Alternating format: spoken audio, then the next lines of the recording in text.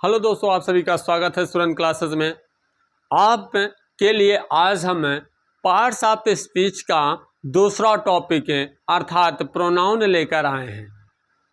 तो चलिए देखते हैं कि प्रोनाउन किसे कहते हैं, प्रोनाउन के कितने भाग होते हैं, कैसे प्रोनाउन की पहचान कर सकते हैं। ये सारी बातें हम एग्जाम्पल के माध्यम से कुछ रूल्स समझाने का प्रयास करेंगे और हमें उम्मीद है कि आप ज़रूर समझने का प्रयास करेंगे। तो जैसा कि आपने पिछले वीडियो में यानी पार्ट 1 में आपने नाउन के बारे में सीखा, आज हम पार्ट 2 में आपको प्रोनाउन के बारे में सिखाएंगे कि प्रोनाउन कहते किसे हैं।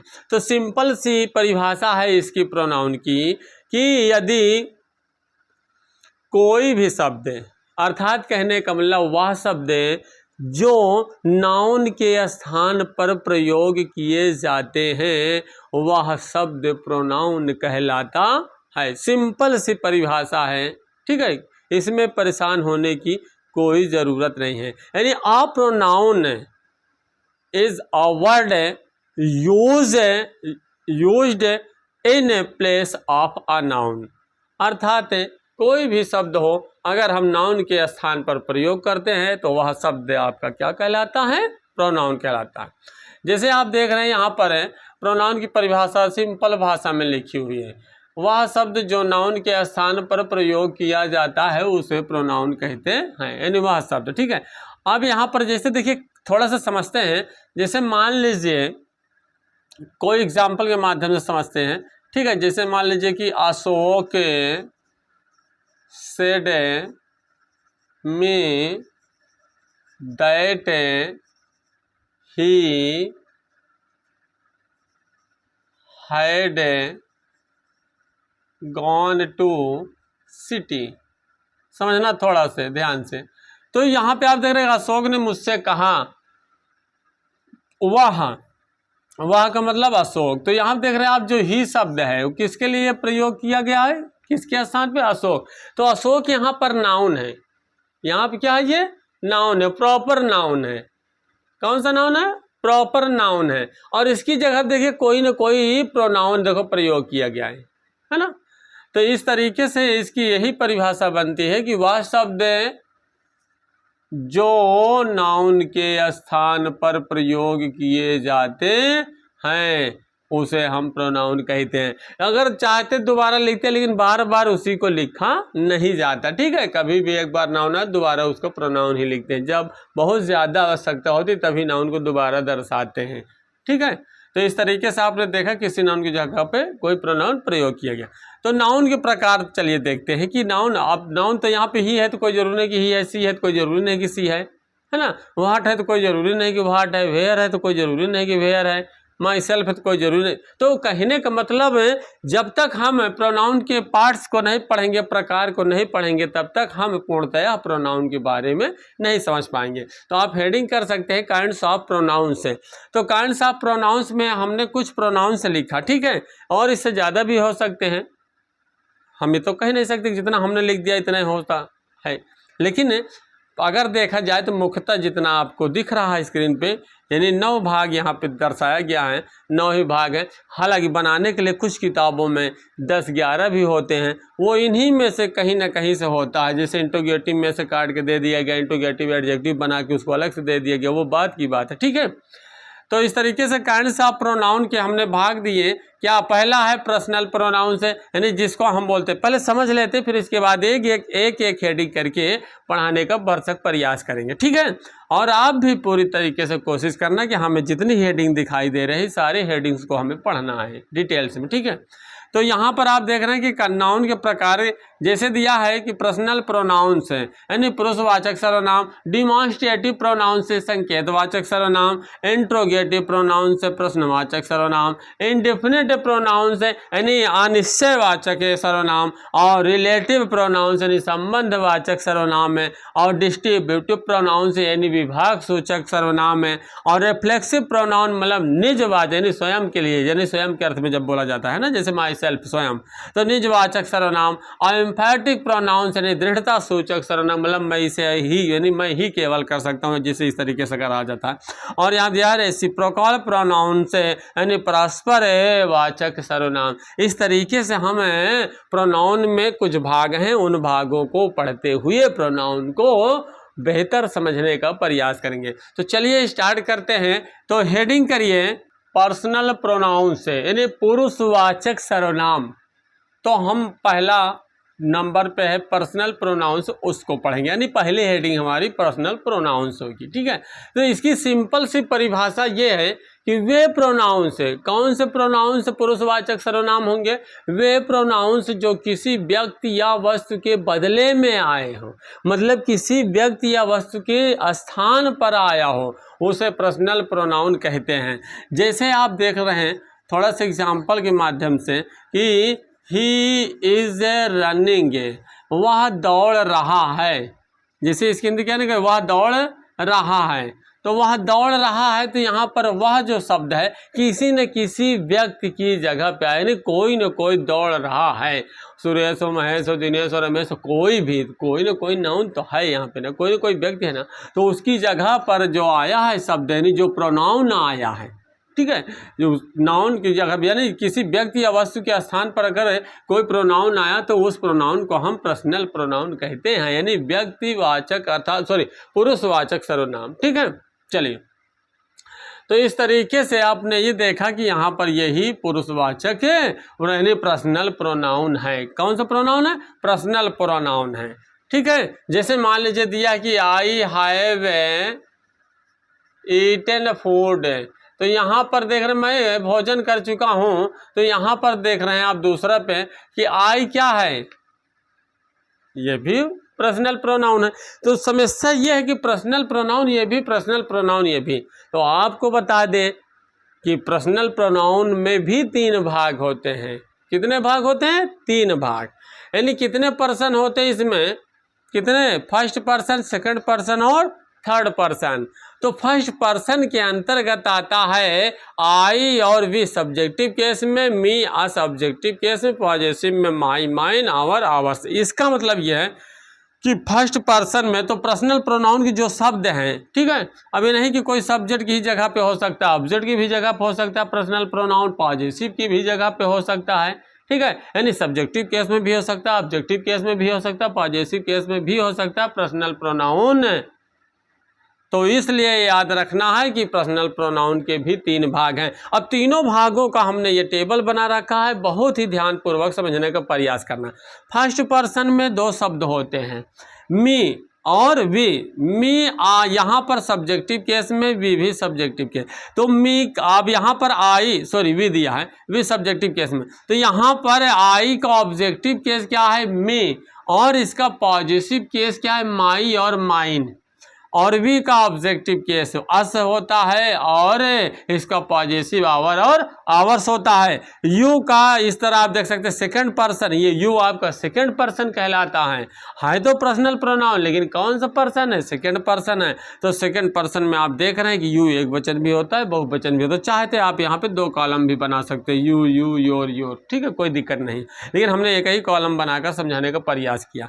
तो यू का ऑब्जेक्टिव यू और इसका पॉजिटिव योर और योर्स होता है। थर्ड पर्सन में ये ही, सी, इट, दे होते हैं, 4 शब्द होते हैं।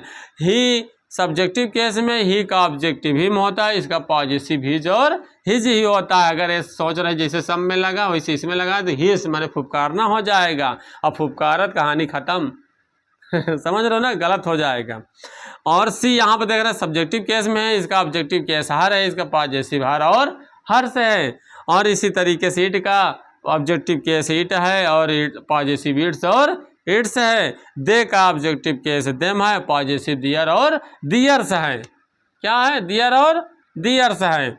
लेकिन इसमें कुछ बातें ध्यान रखना है जो हमने एक्स्ट्रा आपको बताने का प्रयास किया कि हर वचन में यानी फर्स्ट पर्सन, सेकंड पर्सन, हर पर्सन में first person, second person, third person, हर पर्सन में वचन है, नहीं एक वचन और बहुवचन होते हैं। तो आपको बता दें कि आई वाली जो कैटेगरी आई, मी, माई, माइन, ये सिंगुलर होते हैं अर्थात एक वचन होते हैं। और यहाँ पर वी, अस, आवर, आवर्स वाली कैटेगरी प्लूरल होता है, मतलब बहुवचन होता है। यू आपका एक वचन और बहुवचन दोनों होता है, ठीक है।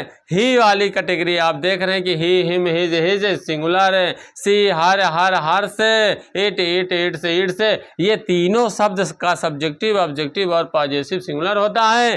दे, दियर और दियर से प्लूरल होता है। यानी हर पर्सन में एक वचन और बहुवचन होता है। हमने ये सिंगुलर और प्लूरल लिखा आपको समझाने के लिए। और दूसरी बात आप ये भी ध्यान दे रहे होंगे कि यहाँ सब्जेक्टिव केस में एक ही एक वर्ड है, ऑब्जेक्टिव केस में भी एक ही एक वर्ड है, पॉजेसिव में डबल डबल वर्ड है। इसका मतलब क्या है? अगर डबल वर्ड है तो यहाँ इसका क्या नाम है और ये वाले का क्या नाम है? तो आपको बता दें, my, our, your, his, her, its, their, ये जो कैटेगरी आपको दिख रही है ये एडजेक्टिव पॉजेसिव कहलाता है। अर्थात इस पॉजेसिव के बाद 102% नाउन लिखा जाता है, 102% नाउन लिखा जाता है। जैसे अगर बोल दिया गया इसे डायरेक्टली कि माई गेव मी मनी, मेरा मुझे पैसा दिया, का तुम्हारा तुझे पैसा दिया, गड़बड़ है ना। तो मतलब माई के बाद ब्रदर है, सिस्टर है, मदर है, फादर है, कुछ भी है, मतलब मेरे पिताजी, मेरे माताजी, मेरे भाई, मेरे बहन ने मुझे पैसे दिए, समझ गए ना। पूर्ण अर्थ नहीं बनेगा, इस बात को ध्यान देना। जैसे बोला जाए दिस इज माई, यह मेरा, अरे तुम्हारा क्या है, कुछ तो बोलो, आगे मुंह तो खोलो। तो इसलिए कहा है बिना नाउन के अपूर्ण है, मतलब है पूर्ण अर्थ नहीं देगा। अर्थात आप समझ गए होंगे कि एडजेक्टिव पॉजेसिव के बाद इस बात को भी आपको ध्यान रखना होता है, एडजेक्टिव पॉजेसिव के बाद सदैव नाउन का होना जरूरी होता है। और यहाँ पे जो आप category mine, ours, yours, his, hers, its, theirs वाली जो कैटेगरी देख रहे हैं, इसको हम बोलते हैं प्रोनाउन पॉजेसिव। क्या बोलते हैं? Pronoun possessive. और ये प्रोनाउन पॉजेसिव एकदम प्रोनाउन जैसे ही है, आई है, इसी की तरह यूज होते हैं, मतलब इनके बाद कोई नाउन नहीं लगाया जाता है। कभी भी ऐसे मत लिख देना जैसे फॉर एग्जांपल है दिस इज माइन बुक, ना गलत है, दिस इज माई बुक हो सकता है लेकिन माइन बुक नहीं हो सकता। हाँ, दिस बुक इज माइन हो सकता है, ठीक है। तो इस तरीके से हमने आपको पर्सनल प्रोनाउन अर्थात पुरुषवाचक सर्वनाम का पढ़ाने का बेहतर प्रयास किया। और आप चाहे तो इसको राइट भी कर सकते हैं कलम और कॉपी उठा करके, ठीक है। तो चलिए दूसरा हम पढ़ते हैं, डिमॉन्स्ट्रेटिव प्रोनाउंस है। तो नाउन का जो दूसरा प्रकार है वो क्या? संकेतवाचक सर्वनाम है, नहीं डिमॉन्स्ट्रेटिव प्रोनाउंस है। तो डिमॉन्स्ट्रेटिव प्रोनाउंस का मतलब ये होता है कि वे प्रोनाउंस जो किसी व्यक्तियों व वस्तुओं की ओर संकेत करने के लिए प्रयोग किए जाते हो, अर्थात संकेत करते हैं, उसे डिमॉन्स्ट्रेटिव प्रोनाउंस कहते हैं। मतलब कोई भी प्रोनाउन होगा अगर संकेत करने में अगर उसका प्रयोग हो रहा है तो उसको हम डिमॉन्स्ट्रेटिव प्रोनाउन कहते हैं। लेकिन आप इस तरीके से कैसे याद रखोगे? तो मैंने ये सोचा कि कुछ शब्दों का जो है उदाहरण दे देना जरूरी है ना। तो आपको बता दें, कुछ भी नहीं याद रहे, 4 शब्द जरूर याद रखना। दिस है, दैट है, दीज है और दोज है, ठीक है। तो ये आप ध्यान देंगे, ये जो शब्द हैं ये डिमॉन्स्ट्रेटिव प्रोनाउन है। कैसे हैं? ये 2 तरीके से होते हैं, एक तो प्रोनाउन और एक तो एडजेक्टिव। कैसे? आइए एग्जाम्पल के माध्यम से समझते हैं। जैसे मान लीजिए अगर ये दिया है कि दिस इज माई बॉक्स, है ना, यह मेरा बॉक्स है। तो यहाँ पर दिस यानी ये प्रोनाउन कब होंगे? यानी ये डिमॉन्स्ट्रेटिव प्रोनाउन तो है ही है, लेकिन कभी कभी इसको इस तरीके से भी दे सकता है। जैसे पहला एग्जांपल ये है, तो आपको 2 उदाहरण देते हैं और उससे कंपेयर करते हैं और तब समझते हैं कि कैसे है। जैसे यहाँ पर दिया है दिस बुक इज माइन, ध्यान से समझना, इस दिश और इस दिश में क्या अंतर है। दोनों डिमॉन्स्ट्रेटिव यानी संकेतवाचक शब्द ये भी है ये भी, यानी दोनों डिमॉन्स्ट्रेटिव प्रोनाउन ही, यानी कहने का मतलब डिमॉन्स्ट्रेटिव प्रोनाउन है। लेकिन यहाँ पर ये किस तरीके से आप सोच रहे हैं कि ऐसे कैसे हो सकता है। देखिए बिल्कुल, अगर दिस दैट दीज दोज सिर्फ और सिर्फ अकेले रहे, मतलब इसके साथ कोई नाउन ना रहे, कोई नाउन ना रहे, तो ये संकेत तो करता है, साथ साथ यहाँ पर ये डिमॉन्स्ट्रेटिव प्रोनाउन के रूप में रहेगा। किस रूप में रहेगा? डिमॉन्स्ट्रेटिव प्रोनाउन के रूप में रहेगा। और यदि दिस दैट दिस दोष के बाद कोई नाउन आ गया, कोई क्या आ गया?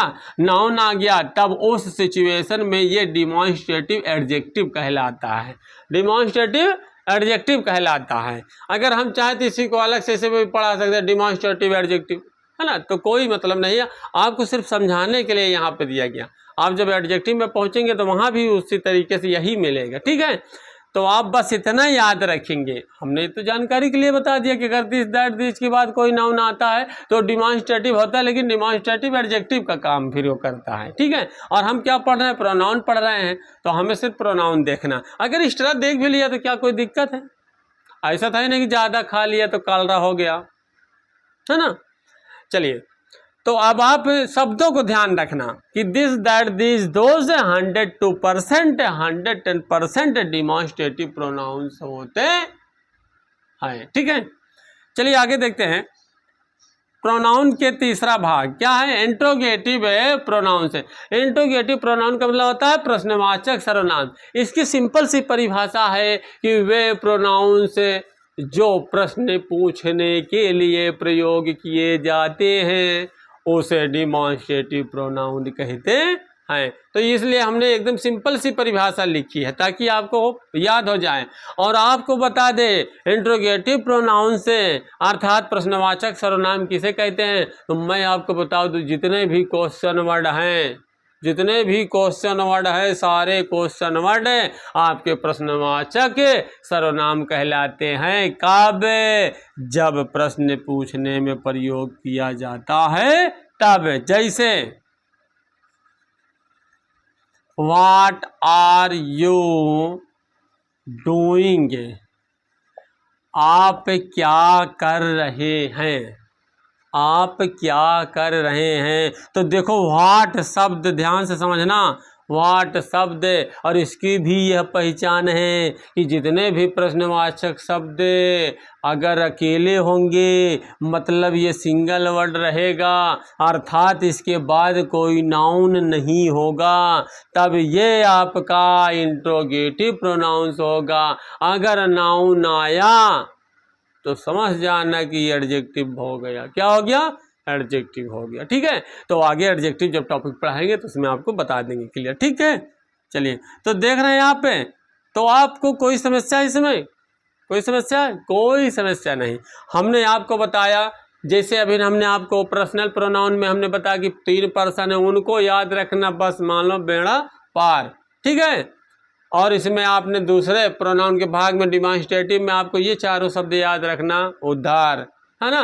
इंट्रोगेटिव प्रोनाउन में आपको जो है सिर्फ प्रश्नवाचक शब्दों को याद करना है, बस नहीं याद कर पाए तो उधार समझ रहे हो ना। तो इसलिए जो कहा जाए उस पर आप बेहतर स्टडी करिए, अध्ययन करिए, ठीक है, रिवाइज करिए, तभी आप इसको बेहतर पढ़ पाओगे। और आप अगर वीडियो पर नए हैं तो वीडियो को अगर आप जब तक लाइक और सब्सक्राइब नहीं करते हैं तो आपको फिर नहीं पता चल पाता है कि ये अगली क्लास से किस टॉपिक पे है, यानी नोटिफिकेशन नहीं जाएगा तो नहीं जान पाएंगे, ढूंढते रह जाएंगे फिर, है ना।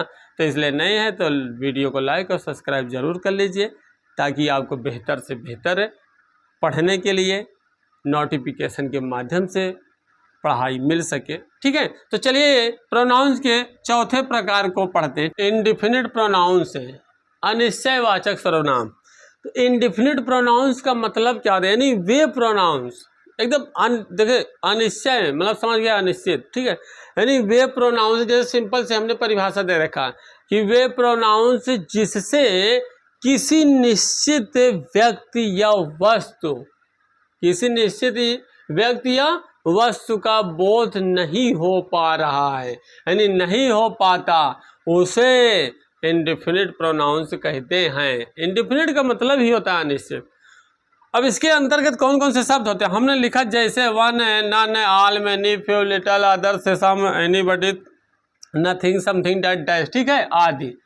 ये सारे शब्द से ये नहीं पता चल पाता कि ये निश्चित है। जैसे फ्यू का फ्यू है ना, तो यहाँ देखिए जैसे वन कोई, नन कोई नहीं, समथिंग कुछ, एनीबॉडी कोई, नोबॉडी मतलब कुछ पता नहीं, सम कुछ, ऑल सभी, कौन सभी।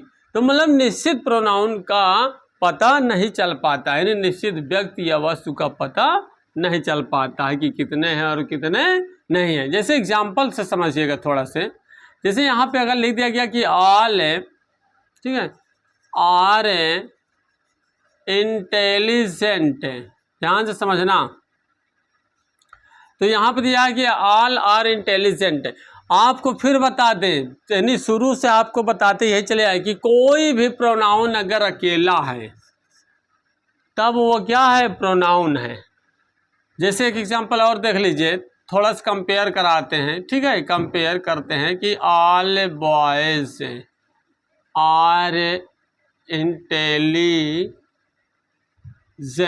ध्यान से समझना, इसमें और इसमें क्या फ़र्क है। कभी कभी क्या होता है, इस तरीके से देख करके पूछ लिया गया, आपको लगा करे हमको तो आ रहा है ऑल, ये देखो बता दिया आपने, क्या बताया, इंडेफिनिट प्रोनाउंस। अगर किसी ने पूछा इसमें बोलो कहा है, तो आपको याद है, बेहतर आपने पढ़ा, आप क्या बता देंगे, ऑल शब्द को इंडेफिनिट प्रोनाउंस, बस वही गलती हो गई। तो अब आप सोच रहे हैं कि यार कैसी बात है ना, बड़ा कन्फ्यूजन वाला वर्ड। तो आपको बता दें, जो भी प्रोनाउन होंगे वो प्रोनाउन आपके यहाँ पर देख रहे हैं, वन है, नन है, सम है, जो भी है, ठीक है, मैनी है, फ्यू है, अगर ये अकेले आते हैं, सिर्फ और सिर्फ अकेले, चाहे सब्जेक्ट की जगह पे आए और चाहे ऑब्जेक्ट की जगह पे आए, अर्थात ये अपने शब्दों में समझ सकते कि इनके बाद अगर नाउन नहीं है तभी ये आपका इंडेफिनिट प्रोनाउन होगा। अगर इसके बाद यानी जितने शब्द आपको दिखाई दे रहे हैं, अगर इनके बाद कोई ना कोई नाउन आ गया है ना, अगर कोई नाउन आया है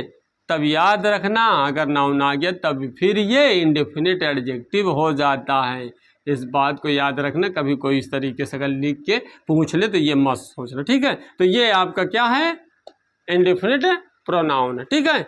जब आपको एडजेक्टिव में जाएंगे तब आपको बता देंगे, क्लियर हो जाएगा। आगे देखिए क्या दिया है, रिलेटिव प्रोनाउंस, यानी संबंधवाचक सर्वनाम।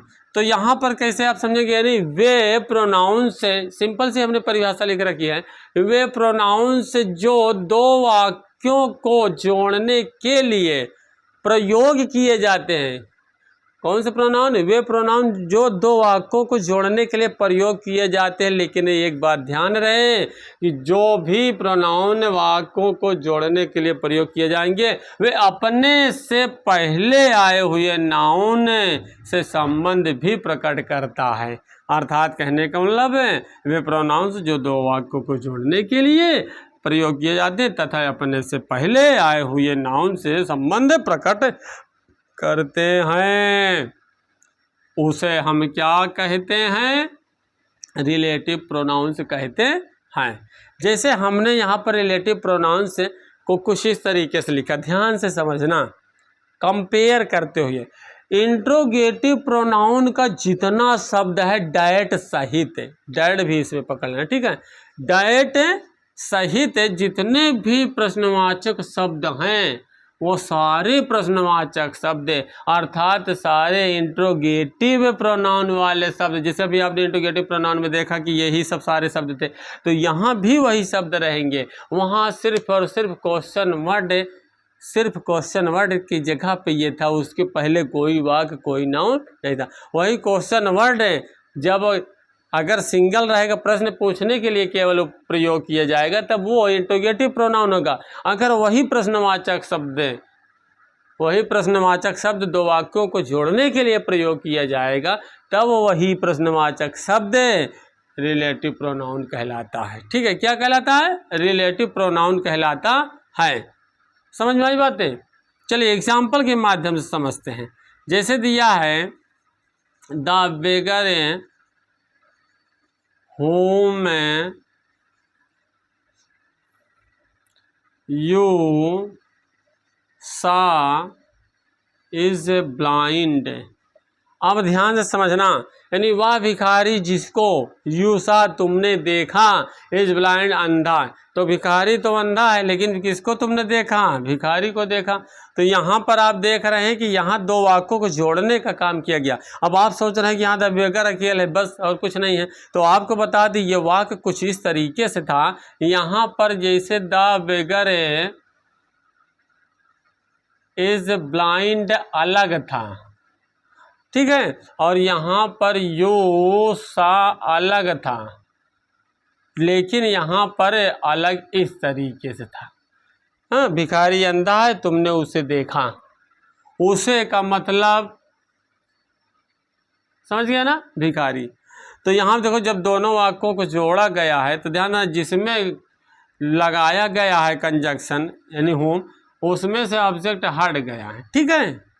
अब आप सोच रहे हैं, और उसको लगाने के बाद यह देखा गया कि जिसके लिए होम प्रयोग किया जा रहा है उसका नाउन कहाँ है। तो जहाँ उसका नाउन होता है उसी को, यानी कहने का मतलब उसके नाउन के बगल में इसको लिखा जाता है। अर्थात अपनी भाषा में सिंपल सा तरीका है कि कोई भी प्रश्नवाचक शब्द को दो वाक्यों को जोड़ने के लिए अगर हम काम करते हैं तो जिसके लिए ये प्रयोग हुआ है उसका नाउन ठीक उसके पहले, यानी जिसके लिए प्रयोग हुआ उसका नाउन उसके ठीक पहले होना चाहिए। ये ऐसा आपने सिंथेसिस में, अगर भाई अब 10 में है तो आपने देखा नहीं होगा, लेकिन फिर भी आप चाहें तो आपके ग्रामर किताब में कंपाउंड कॉम्प्लेक्स सिंपल सेंटेंस दिया है, वहाँ भी आप समझ सकते हैं। अगर नहीं पढ़े तो मैं ज़रूर आपको पढ़ाऊँगा पार्ट्स ऑफ स्पीच के बाद आपको, ठीक है। कुछ ऐसी चीज़ें हैं जो कि आपको पढ़ाना ही है, तो वहाँ से बता देंगे। तो अभी के लिए इतना बस देखो, बस सिर्फ इतना कि अगर ये इन शब्दों के बाद, दर्द को छोड़ दो, इन शब्दों के बाद अगर हेल्पिंग वर्ब स्टार्ट हो जाती है तब ये सारे शब्द प्रश्नवाचक वाले क्या कहलाएंगे? इंट्रोगेटिव प्रोनाउन कहलाएंगे। और यदि इनको किसी वाक्य को जोड़ने के लिए, किसी दो वाक्यों को जोड़ने के लिए, ठीक है, प्रयोग किए जाएंगे। अर्थात अपनी भाषा में समझो, कहूँ प्रश्नवाचक शब्द अगर कोनो वाक्य बीच में दिखाए, चाहे भाव समझ में आवे और चाहे नहीं आवे, उसकी हिंदी आ रही या फिर नहीं आ रही है, अगर कहीं आपको दैट या क्वेश्चन वर्ड कहीं भी किसी वाक्य के बीच में दिखे तो बस आंख बंद करके बता देना कि रिलेटिव प्रोनाउंस है, बस रिलेटिव प्रोनाउंस है, बस एकदम सही, गलत होगा ही नहीं, ठीक है। समझ में आई बातें? चलिए अब इसका अगला भाग पढ़ते हैं, डिस्ट्रीब्यूटिव प्रोनाउन यानी विभाग सूचक सर्वनाम। तो डिस्ट्रीब्यूटिव प्रोनाउन का मतलब होता है विभाग सूचक सर्वनाम। और कहते किसको? तो सिंपल सी परिभाषा है इसकी, वे प्रोनाउंस जो वाक्य में आए हुए व्यक्तियों या वस्तुओं में से प्रत्येक का बोध कराते हैं, मतलब एक एक का बोध कराते हैं, तो उसे डिस्ट्रीब्यूटिव प्रोनाउंस कहते हैं। जैसे ईच है, आइदर है, नाइदर आदि जैसे शब्द, ठीक है। तो एग्जाम्पल के माध्यम से समझते हैं थोड़ा से। दिया है जैसे मान लीजिए each of the boys got a prize. तो इसका मतलब बच्चों ने, हम बच्चों में से, अब देखो यहाँ पे क्या है, जो बॉयज शब्द है वो कोई ना कोई व्यक्तियों है ना, यानी कोई ना, तो कोई ना कोई व्यक्तियों में से, यानी बॉयज में से, यानी जो बॉयज जो बच्चे हैं उन बच्चों में से एक एक बच्चे को पुरस्कार मिला, यानी प्रत्येक बच्चे को पुरस्कार मिला। तो यहाँ इसकी परिभाषा यही है कि यहाँ पर व्यक्तियों या वस्तुओं में से किसी, यानी प्रत्येक, यहाँ कोई भी व्यक्ति हो, कोई भी वस्तु हो, ठीक है, व्यक्तियों या वस्तुओं में से प्रत्येक व्यक्ति या प्रत्येक वस्तु का बोध कराने के लिए जो प्रोनाउन आता है उस प्रोनाउन को हम क्या कहते हैं? डिस्ट्रीब्यूटिव प्रोनाउन कहते हैं, डिस्ट्रीब्यूटिव प्रोनाउन कहते हैं, ठीक है। और इसकी खास पहचान ये है भी है, आपको बता दें, ऑफ है। अगर आपको ना पता हो, ईच है, आइदर है, ना इधर कहीं दिखे, तो अगर इनके बाद ऑफ लगा है, अर्थात जो व्यक्तियों या वस्तुएं उनके पहले ऑफ लगा है, तो 100% डिस्ट्रीब्यूटिव प्रोनाउन हो जाएगा। और ऑफ अगर हट गया, अर्थात इनके बाद अगर कोई नाउन आ गया, तो वो फिर डिस्ट्रीब्यूटिव एडजेक्टिव हो जाता है। इस बात को ध्यान रखना, बार बार अभी से बता रहा हूँ, जबकि एडजेक्टिव पढ़ाऊंगा, ठीक है। चलिए आगे देखिए, रिफ्लेक्सिव प्रोनाउंस, तो निजवाचक सर्वनाम क्या है? यानी वे प्रोनाउंस जो ये बताते हैं कि काम का प्रभाव सब्जेक्ट पर पड़ता है। अर्थात कहने का मतलब वे प्रोनाउन जिससे यह पता हो कि काम का प्रभाव सब्जेक्ट पर पड़ रहा है तो उसे रिफ्लेक्सिव प्रोनाउंस कहते हैं। जैसे आपने देखा यहाँ पर क्या देखा कि माई सेल्फ है, आवर सेल्फ है, और योर सेल्फ है, योर सेल्फ से, हिम सेल्फ है, हर सेल्फ है, इट सेल्फ है, व देम सेल्फ। एक चीज आपको बता दें, ध्यान से समझना, यहाँ पर 3 पर्सन से ध्यान देना, 3, फर्स्ट पर्सन, सेकेंड पर्सन और थर्ड पर्सन, गौर करना। अब गौर से देखना, फर्स्ट पर्सन और सेकेंड पर्सन, फर्स्ट पर्सन का जो पॉजेसिव केस होता है, ठीक है, जो यहाँ पर रिफ्लेक्सिव प्रोनाउन बनता है, बनता कैसे है वो मैं आपको बताने के लिए थोड़ा शॉर्ट में प्रयोग कर रहा हूँ, ध्यान से देखना, ठीक है। कभी कभी यही नहीं पता चलता कि किसमें यार सेल्फ लगाएं किसमें सेल्फ लगाएं, तो सीधी सी बात है, इस बात को रट लेना कि एक वचन वाले प्रोनाउन के साथ यानी पर्सन के साथ सेल्फ है और बहुवचन वाले पर्सन के साथ सेल्फ से लगाते हैं, ठीक है। और आपको ये पर्सनल प्रोनाउन में देखने को मिलता है कि first person, second person, third person, ठीक है। तो वहीं से उठा के ये लिया गया, कहीं बाहर से नहीं लिया गया, ठीक है। तो यहाँ पे आपको बता दें कि फर्स्ट पर्सन और सेकंड पर्सन का देखो, माई सेल्फ है, आवर सेल्फ से, ये एक वचन है, ये बहुवचन है। हमने आपको अभी आप पीछे जो है आप रिवर्स करके देख भी सकते हैं, हमने पर्सनल प्रोनाउन में ये चीज़ें बताया था कि माई और आवर, ठीक है। माई क्या है, आई का पॉजेसिव है, आवर क्या वी का है, तो यहाँ पर पॉजेसिव। तो मैं आपको ये बताना चाहता हूँ कि फर्स्ट पर्सन और सेकंड पर्सन के पॉजेसिव में सेल्फ है या सेल्फ से लगता है, सेल्फ या फिर सेल्फ से लगता है। एक वचन है तो सेल्फ है और बहुवचन है तो सेल्फ से। जैसे आप देख रहे हैं माई सेल्फ है, देख रहे हैं ना, पॉजेसिव में लगा है, माई में, आवर में। योर सेल्फ है, योर सेल्फ से, मतलब आप सेकंड पर्सन में भी देख रहे हैं। इसका मतलब ये हुआ कि फर्स्ट और सेकंड पर्सन के पॉजेसिव वाले में सेल्फ या सेल्फ से लगा करके रिफ्लेक्सिव प्रोनाउन बनाया जाता है। और थर्ड पर्सन में ध्यान देना, थर्ड पर्सन में क्या है, ऑब्जेक्टिव केस वाले में, किस में लगा करके, ऑब्जेक्टिव केस वाले में हम सेल्फ या सेल्फ से लगा करके रिफ्लेक्सिव प्रोनाउन बनाते हैं। ध्यान से देखना। अब आगे हिम सेल्फ है, तो देखो थर्ड पर्सन में ही का ऑब्जेक्टिव केस क्या होता है, हिम है। सी का ऑब्जेक्टिव केस क्या होता है, हर। इट का ऑब्जेक्टिव केस क्या होता है, इट। और दे का ऑब्जेक्टिव केस क्या होता है, देम। ये बात आपको कभी किसी ने नहीं बताया होगा और ना ही बताएगा।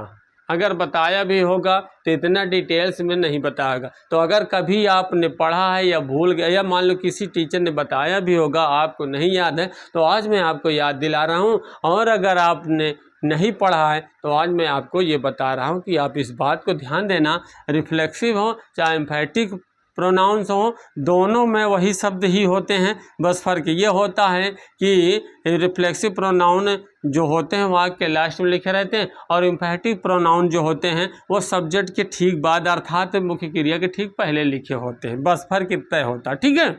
चलिए, तो यहाँ पर आप ये देखेंगे सेल्फ और सेल्फ से, तो पहली बात सेल्फ एक वचन के लिए, सेल्फ से बहुवचन के लिए। लेकिन याद रहे फर्स्ट पर्सन और सेकंड पर्सन के पॉजेसिव वाले वर्ड में सेल्फ या सेल्फ से लगाया जाता है, लेकिन थर्ड पर्सन वाले ऑब्जेक्टिव केस वाले शब्द के साथ, यानी थर्ड पर्सन के ऑब्जेक्टिव केस वाले शब्द के साथ सेल्फ या सेल्फ से लगाया जाता है। क्लियर।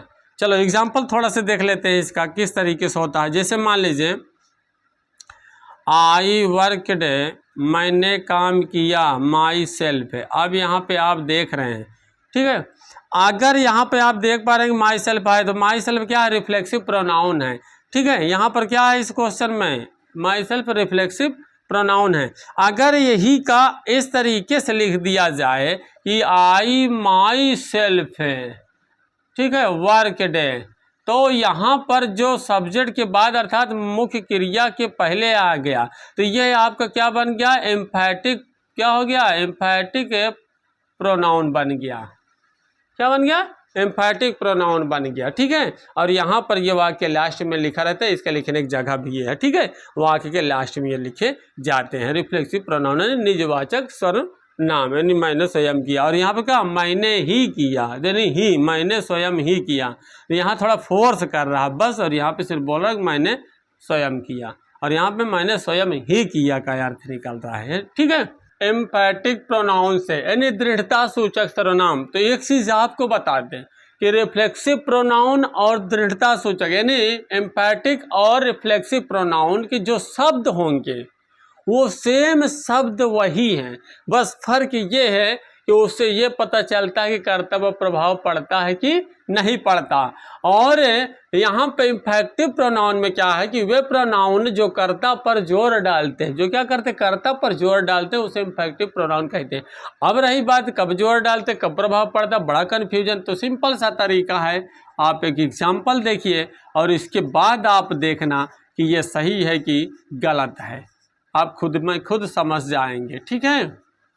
चलिए, तो मैं आपको एकदम शॉर्ट ट्रिक बताता हूं, ठीक है।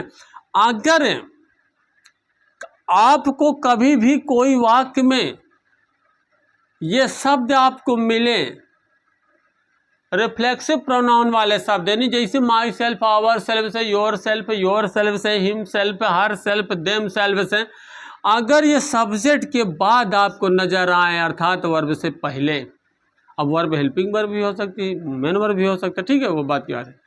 अगर आपको सब्जेक्ट बाद और मेन वर्ब के पहले नजर आए तब यह शब्द आपका एम्फैटिक प्रोनाउन कहलाए, तब ये क्या कहलाएंगे, दृढ़ता सूचक सर्वनाम कहलाएंगे।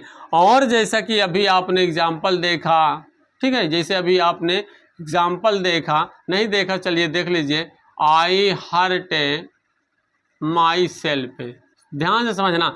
इसमें आप देख रहे हैं कि मेन वर्ब के बाद ये आया, तो आप अपने भाषा में ये समझ लो, याद कर लो अपने तरीके से कि मुख्य क्रिया के बाद ये जितने शब्द आपको दिखाई दे रहे हैं, ये सारे शब्द अगर वर्ब के बाद आएगा, यानी मुख्य क्रिया के बाद आएगा, तो वो रिफ्लेक्सिव प्रोनाउन कहलाएगा। क्या कहलाएगा, रिफ्लेक्सिव ना, यहाँ पे प्रोनाउन कहलाएगा, ठीक है। क्या कहलाएगा, रिफ्लेक्सिव प्रोनाउन कहलाएगा। अगर वही शब्द मुख्य क्रिया से पहले अर्थात सब्जेक्ट की ठीक बगल में होगा तो वही शब्द क्या कहलाएगा, एम्फैटिक प्रोनाउन से कहलाएगा। दुनिया की परिभाषा मारो बोली, ठीक है, समझ में आई बातें। फालतू टेंशन नहीं पालना है, कौन ही फालतू इसको याद करे, कुछ नहीं, जोर डाले, प्रभाव डाले, काट डाले, पता नहीं, सिर्फ इतना देखो कि अपनी यहाँ पर नज़र डालो बस।